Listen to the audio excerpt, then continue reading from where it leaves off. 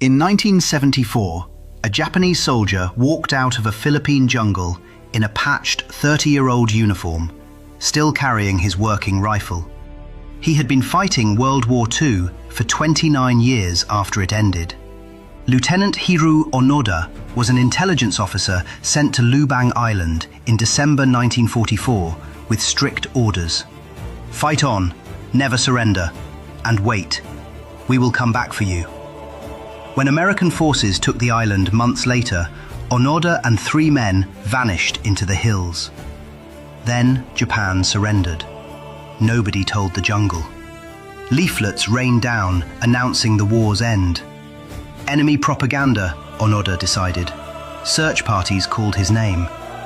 A trap. Japanese newspapers were airdropped. Fakes.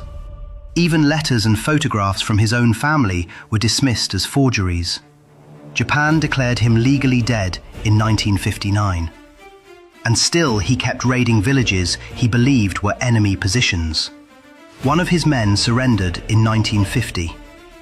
Another was killed in 1954. The last was shot dead in 1972, leaving Onoda to fight the Second World War completely alone. Then came the strangest rescue in military history.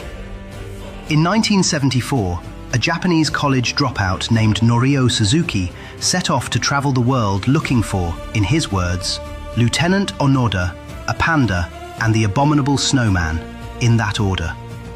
He found Onoda in 4 days. The two became friends. But Onoda refused to stand down without direct orders from his commanding officer. So Japan tracked down Major Yoshimi Taniguchi, now an aging bookseller, and flew him into the jungle. On March 9, 1974, Taniguchi stood before his last soldier and formally cancelled an order he had issued 3 decades earlier. Onoda saluted, wept, and handed over his sword, his rifle, and 500 rounds of carefully preserved ammunition. He returned to Japan a national sensation, a man for whom the entire modern world was breaking news. The soldier who couldn't stop fighting spent his final years running a survival school, teaching children how to endure. He died in 2014, having kept one order for 29 years longer than the war it came from.